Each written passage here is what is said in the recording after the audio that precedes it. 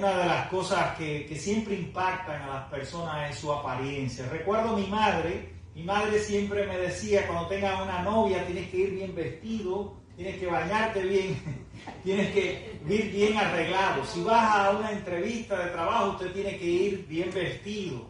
Me decían aquí cuando llegué a los Estados Unidos, mira, póngase un traje, vaya con una ropa elegante. Y así cuando fui a conseguir mi empleo, fui con un traje. Recuerdo que una señora que estaba recogiendo la ropa me dijo, oye, ¿y usted qué hace aquí? No, vengo a una entrevista. Dice, usted viene bien presentable, viene seguro que va a salir muy bien en esa entrevista.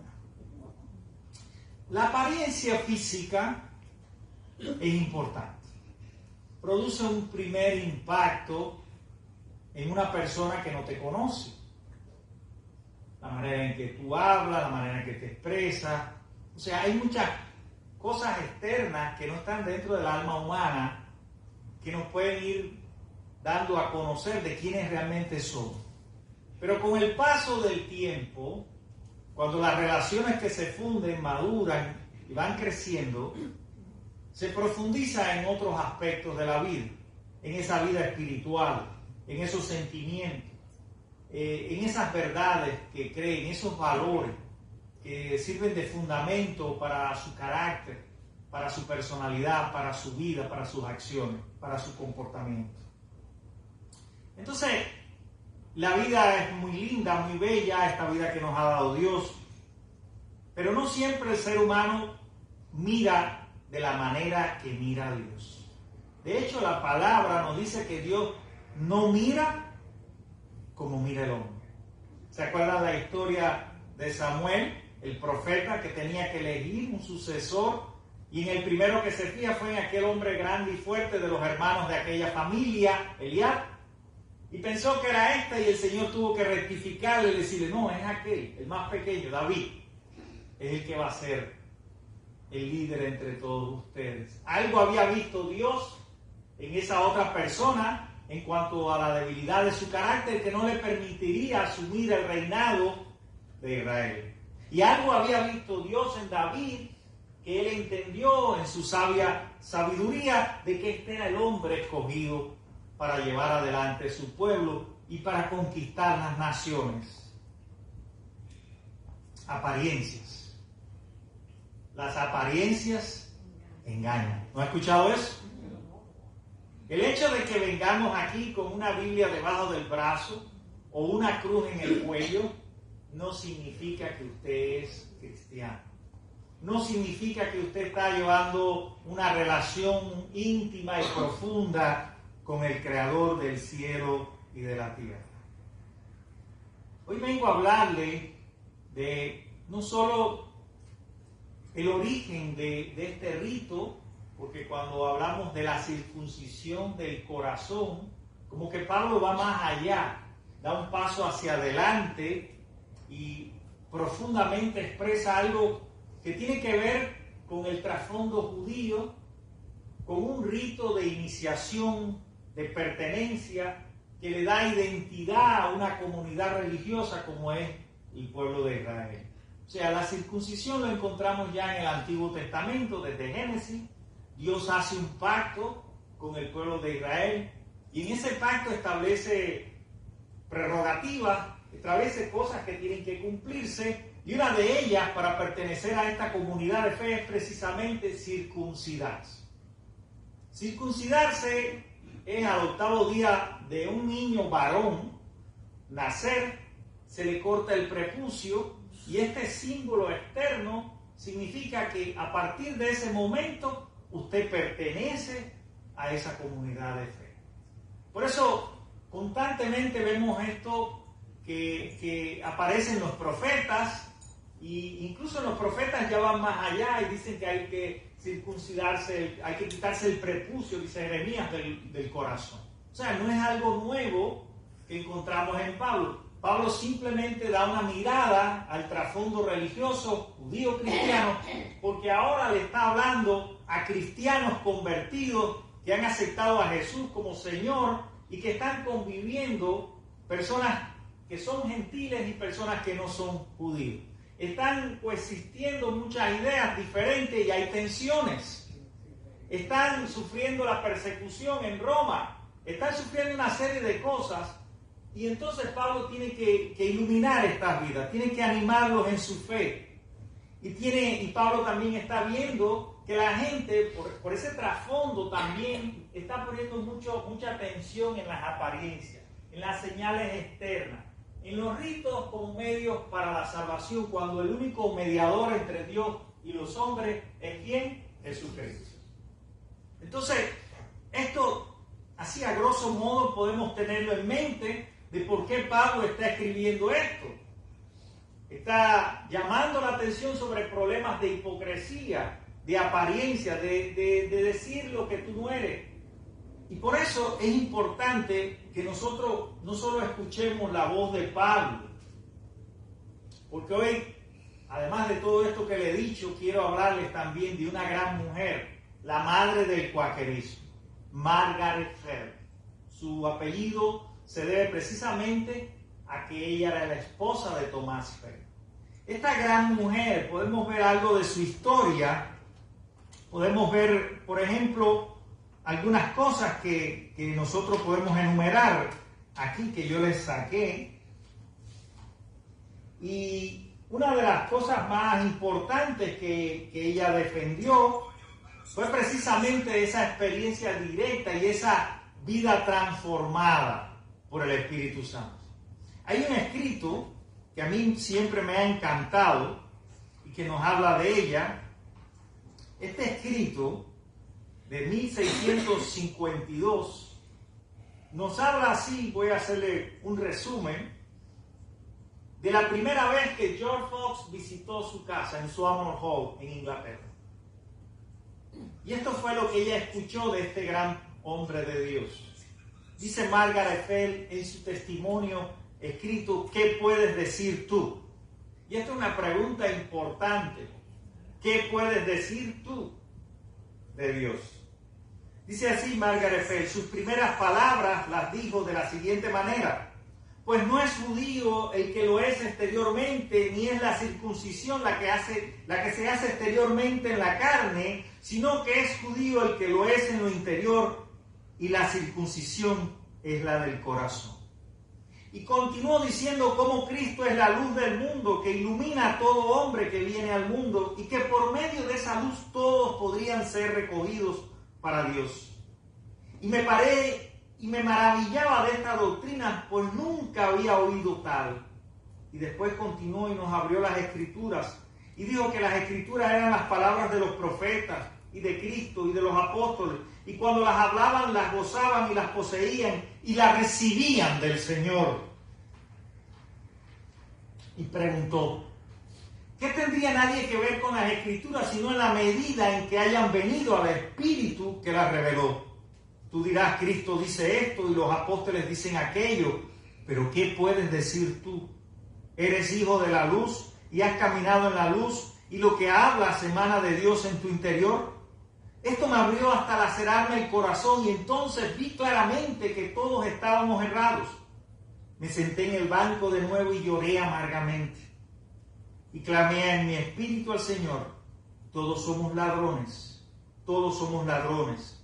Hemos tomado las Escrituras como palabras y no las conocemos para nada en nuestro adentro. Y eso me llegó de tal manera que no puedo decir lo que él dijo después, pero siguió declarándose en contra de los falsos profetas y los sacerdotes y los engañadores del pueblo. Ahí estaba un tal John Sorry, justicia de la paz y profesante, que mandó al bedel que lo echaran. Le puso las manos encima varias veces y varias veces lo soltó y lo dejó en paz. Después de un rato dejó de hablar y vino otra vez a casa esa noche. Y había una familia entre los sirvientes y todos quedaron convencidos. William Carlton, Thomas Salthouse, Mary Askew, Anne Clayton y varios otros sirvientes. Me llenó una tristeza tal que no sabía qué hacer en ausencia de mi esposo. Vi que esto era la verdad y no podía negarla. E hice lo que el apóstol dice: recibí la verdad amándola. Esto me fue abierto tan claro que no tenía en el corazón ni una tilde en su contra, mas pedí al Señor mantenerme fiel a esto, pues así no desearía más grandes porciones. ¿Qué testimonio más poderoso? Palabras fuertes que hablan de una vida que conoce de primera mano, tiene una experiencia tan profunda. Esas palabras de George Fox no eran las palabras de George Fox, no eran las palabras del apóstol Pablo, eran las palabras del Espíritu Santo, tocando una vida que estaba allí, que hasta ese momento tenía una concepción de la religión, que hasta ese momento repetía como un loro las palabras que están escritas, que dijeron los apóstoles, que dijeron esto y aquello, en una relación externa de su fe. Pero ahora esas palabras estaban ahondando en su vida, estaban llegando profundo, como ella misma lo dice, lacerando su corazón. Estaban hablándole a su condición, a su necesidad espiritual. Estaban llegando tan hondo que no tenía más nada que decir. Solo aceptar la palabra, recibir la palabra, amándola. Qué bello. Qué impresionante, ¿no? Qué importante es que nosotros entendamos que somos instrumentos de Dios. Que la escritura que tenemos son las palabras que fueron inspiradas por el Espíritu Santo. Fueron las experiencias de aquellos apóstoles que recibieron esa revelación de Dios y que comparten con generaciones ese legado de amor y de verdad que proviene de una fuente verdadera, de una fuente de amor, que es Dios mismo. Amén. Entonces, hay muchas cosas que nosotros tenemos que reflexionar de esta vida, de cómo esto la movió a ser diferente en el mundo, cómo esto la llevó a la convicción, como mismo bien decía el profeta Joel, de que el Espíritu estaría y hablaría a través no solo de los hombres, sino y tendrían visiones los hombres y las mujeres. Esto fue tan revolucionario, tan impactante, y una de las grandes contribuciones de Margaret Fuller fue precisamente la defensa de los valores de la mujer como un ministro de Dios. En muchas iglesias hoy en día no se reconoce a las mujeres como pastoras, solo como misioneras, dejándola en un segundo nivel de importancia, cuando la Escritura nos dice algo muy sorprendente, de que llegará el tiempo en que profetizarán y tendrán visiones y no establecen distinciones. Miren cómo lo dice aquí. Es interesante todas estas cosas que nos plantean las Escrituras sobre este tema. Por eso nosotros cuando vemos la vida de esta gran mujer, cuando vemos lo que otros han interpretado como los padres de la iglesia sobre este concepto más ampliado de la circuncisión, vemos Orígenes, Agustín, Juan Crisóstomo, todos apuntan hacia un solo sentido: transformación del alma, conversión genuina, relación directa con Dios. Hasta ese momento de esa experiencia tan vívida que ella tuvo al escuchar a Fox, su vida era una vida religiosa normal, como la de cualquier ciudadano. Y así puede sucedernos. Nos podemos pasar la vida entera en una iglesia. Podemos ser las personas que aparentamos ser cristianos, que venimos constantemente aquí, que traemos una Biblia grande, un crucifijo, o que hacemos cualquier cosa externa, pero al final nos damos cuenta que hay algo que falta dentro. Y hasta que ese vacío profundo espiritual que solo Dios puede llenar no ocupe tu corazón, tu vida no va a ser transformada. De a oídas te había oído, mas ahora mis ojos te ven. ¿Qué quiere decir aquel hombre que había sufrido tanto como Job, que había pasado por tantas penurias? Quiere decir que hasta ese momento era un hombre justo, era un hombre religioso, era un hombre de bien, pero no conocía a Dios, solo de a oídas, solo por lo que otro creía, solo por lo que había leído en un libro, solo por lo que dicen los profetas de haber vivido. Pero qué importante es ir a la fuente misma. ¿Quién se conforma con beber agua estancada o retenida por otra vida? ¿Entiende la iglesia lo que quiere decir? Cuando lo más importante es ir a esa fuente genuina que nos va a cambiar, que es Dios. Por eso Margaret fue tan avanzada para su época. Ella, por ejemplo, escribió este libro, este tratado, que se titula Women Speaking Justified. La justificación de por qué las mujeres pueden hablar en público. Sería la traducción. Y entre las cosas que plantea, que ella lo escribió en 1666, defiende ese derecho que le dan las propias escrituras a las mujeres para participar de manera activa y decisiva en la vida de la iglesia. Eso hoy a nosotros en la iglesia de los amigos no nos sorprende, pero vuelvo y repito, muchas iglesias no creen esto. Ya en el siglo XVII, porque ahora podemos verlo como algo normal, bueno, una mujer puede ser presidente o líder de una empresa, ¿por qué no puede ser pastora? Pero en aquella época, ¿entienden? Lo relevante, lo avanzado del pensamiento. Y entonces ella hace énfasis en lo que dice Gálatas 3:28, dice, no hay ni judío ni griego, no hay ni esclavo ni libre, no hay ni hombre ni mujer, porque todos vosotros sois uno en Cristo Jesús. O sea, tenemos el mismo derecho que los hombres.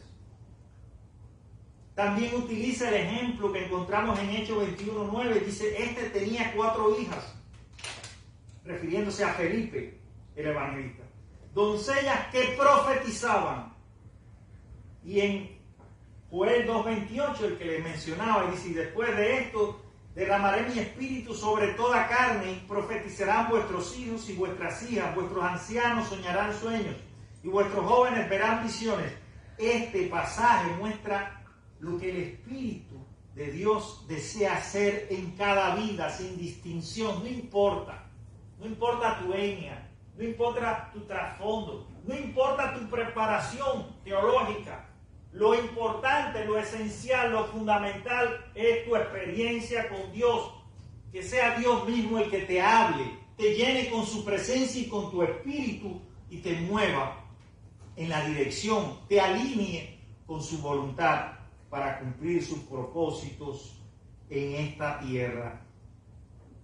Una gran sierva de Dios, una mujer que apoyó a George Fox en los desafíos más grandes. Porque después ella se casa con George Fox. A la muerte de Thomas Fell, ella queda viuda, pero su casa se había convertido en el lugar por excelencia, en el centro, en el epicentro del cuaquerismo en la Inglaterra del siglo XVII, y allí iban todos a reunirse, a organizar el movimiento, a darle fundamento a todo lo que iban a desarrollar adelante. Pero muchos de ellos fueron martirizados, muchos de ellos fueron encarcelados. Hoy en la mañana hablamos de uno de ellos, de Naylor, pero fueron muchísimos los mártires cuáqueros, y todos ellos recibieron el apoyo y el sustento, incluso económico, de ese movimiento para poder subsistir a tantas presiones y tanta hostilidad. ¿Qué podemos aprender de todo esto? ¿Qué podemos aprender de lo que el apóstol nos dice, guiado por el Espíritu Santo? ¿Qué podemos entender de lo que nos está transmitiendo Margaret Fell en su testimonio y en su experiencia cuando Fox le habló de ser circuncidados del corazón, de que esta es la circuncisión verdadera, la interna, la profunda? ¿Qué podemos aprender nosotros como cristianos, como iglesia del siglo XXI? Tenemos que hacer un autoexamen, hermano. Una de las cosas más importantes en la vida es reevaluar el camino por donde vamos. Todo el que lleva adelante una obra, una empresa, constantemente tiene que hacer un alto. Tiene que llamarse, como decimos nosotros, a capítulo y decir qué está bien y qué está mal, en qué estoy teniendo éxito, cómo mi empresa está avanzando, cuáles son las fortalezas, cuáles son las debilidades. Eso se llama autoexamen. Si yo dirijo una empresa, yo tengo que autoexaminar todo eso y ver yo como dirigente de esa empresa qué estoy haciendo bien y qué estoy haciendo mal. Y esa autoexamen es un autoexamen que nos brinda Dios en ese encuentro genuino con la palabra.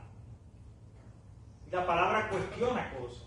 Por eso la Escritura es clara y nos dice que es como espada de doble filo, que penetra hondo hasta llegar a las coyunturas, que va a quitar eso que hay que quitar, que no te deja vivir en paz con Dios ni con tus semejantes, eso que te mortifica, eso que te condena y eso que te salva y te libera. Tienes que encontrarlo por experiencia propia, no por lo que te lo diga un psicólogo, ni te diga un pastor, ni te diga yo, ni te diga nadie. Por tu experiencia. Hasta que no sientas esa palabra lacerando tu vida, tu corazón, tu alma profunda, no va a haber cambio sustancial. Y después nos quejamos y decimos, oh, Dios, ¿por qué me has llevado hasta aquí? Es la consecuencia de tus decisiones. Es la consecuencia de no saber alinearte con la voluntad de Dios. Es tu egoísmo, es tu orgullo, es tu falta de amor. Eso es lo que te no busques más culpable cuando eres tú el que tienes que tomar esas decisiones, aunque sean dolorosas, aunque te arranquen un pedazo del alma. Por eso el autoexamen es tan importante. Por eso Romanos 12:2 nos recuerda siempre: no os conforméis a este siglo, sino transformaos por medio de la renovación de vuestro entendimiento. Tu mente tiene que cambiar para que cambie tu vida. Si no tienes la mente de Cristo, ¿cómo pretendes ser cristiano? Tienes que renovarte eso, porque constantemente en ese caminar de la vida vas a recoger mucha basura por el camino. Créeme, nos pasa todo. El tema de la violencia, todos tenemos eso incorporado de manera cultural. Ojo por ojo, diente por diente. El que la hace, la paga. Así había una película de niños, que era de karate, me acuerdo allá en Puerto Padre. El que la rompe, la paga. El ojo, la ley del talión, el ojo por ojo y el diente por diente. Eso es cultural y eso se reproduce en nuestras reacciones a la injusticia, a lo que nos hace daño. Por eso es tan importante mirar la vida de estos grandes hombres de Dios. Por eso es tan importante leer la historia de estos líderes cuáqueros, de ese espíritu de mansedumbre, de esa búsqueda de la justicia, pero sin coaccionar a nadie, sin imponer, sino simplemente con el ejemplo, con la vida, con el amor no fingidos. Eso es lo que impacta la vida de las personas. Eso es lo que hace que una iglesia sea faro de luz para toda una sociedad. Cuando sus miembros se aman y conviven en ese amor. Hay que ser honesto con uno mismo. No vengo aquí a darles sermones de moralidad, ni de que yo soy mejor que ustedes. Yo soy un pecador, siempre lo he reconocido. Me he equivocado tantas veces. Le pido perdón a Dios por mi carácter, por tantas cosas que tengo ahí tan fijas y tan difícil de arrancar, y al final no soy yo, es Dios. Es Dios. Por eso tengo que darle todo el lugar y toda la preeminencia a Él, para que Él mora en mí, para que reine en mí, para que me cambie, para que me haga humilde. Pero si no soy honesto, ¿cómo puedo dar esos primeros pasos de arrepentimiento? ¿Y cómo puedo recibir el perdón? Si no hay humildad en el corazón para dejar que sea Él y no yo quien gobierne mi vida. Y eso era fundamental en la historia cuáquera, esa honestidad profunda, ese reconocimiento del otro, esa humildad, eso de que es Dios y no nosotros, no el ser humano, no es nuestras capacidades, es el poder y la gracia de Jesús obrando en cada corazón. Entonces tenemos que despojarnos de ese orgullo, de esa hipocresía, y vivir con integridad. Y por último, ese amor y servicio a los demás, eso que vimos allí, buscar esas oportunidades. Dios constantemente nos está dando oportunidades de amar y de servir, y no las aprovechamos. no las aprovechamos. Estamos tan entretenidos, tan ocupados en otras cosas que no aprovechamos los tiempos de Dios, tiempos para bendecir. No solo busques la bendición, cuando tú vienes a la iglesia no es buscar la bendición, es que tú vas a ser bendecido por Dios para que bendigas a otro. Amén. Entonces Dios nos da esa oportunidad de servirnos, de mostrarle ese amor al mundo, a la gente que no le conoce, que está necesitada, que está en problemas. Una palabra de aliento, tan solo una palabra, puede llenar de esperanza un corazón. Entonces, Jesús siempre recordaba eso a sus discípulos, porque estaban disputando a ver quién iba a ser el mayor y el más grande en el reino. Y Jesús les dijo, mira, tienen que ser humildes. Ustedes no están para eso aquí. Ustedes han visto cómo son los gobernantes de este mundo, que se enseñorean de los demás, que abusan de su poder. Ese no es el espíritu de la palabra de Dios, de las escrituras. Ustedes están aquí para servir. Como ese niño pequeño que viene a la mesa a servirnos ahora. Ese es el grande en el reino. Si nuestra vida no está en función de servir a la humanidad, nuestra vida no sirve. No sirve. No vale, no tiene valor para Dios. Entonces, dice aquí, Efesios 4:32, sed benignos unos con otros, misericordiosos, perdonándonos unos a otros, como Dios también os perdonó a vosotros en Cristo. Dios es espíritu, y los que le adoran en espíritu y en verdad, es necesario que le adoren. ¿Qué puedes decir tú? Esa es la palabra. No me digas lo que te dijo tal pastor, ni lo que oíste de Billy Graham, o de Dixon, o de que sea. No me digas nada de eso. ¿Qué puedes decir tú? Esas palabras que están escritas son vida en ti, son algo vívido, algo que te cambia, algo que te lacera, algo que te cuestiona, algo que te alegra y te anima y te fortalece. En otras palabras, estás viviendo el Evangelio de Cristo. Estás viviendo con autenticidad su amor y su verdad. Este ejemplo de Fer, de todo lo que ella inspiró, de todo lo que ella contribuyó en aquella época en defensa de las mujeres para que fueran reconocidas, de todo lo que ella hizo en el movimiento para sentar las bases futuras del cuaquerismo, eso nos pueda animar en el tiempo presente, nos dé fuerza, que no seamos solamente personas que hablemos de Dios, sino hacedores de la palabra, como dice Santiago. Entonces, que este mensaje, mi querido hermano, esté presente en cada momento de su vida. El Evangelio, la palabra, no es solo para los domingos, no solo para cuando estamos en el culto, es en todo momento.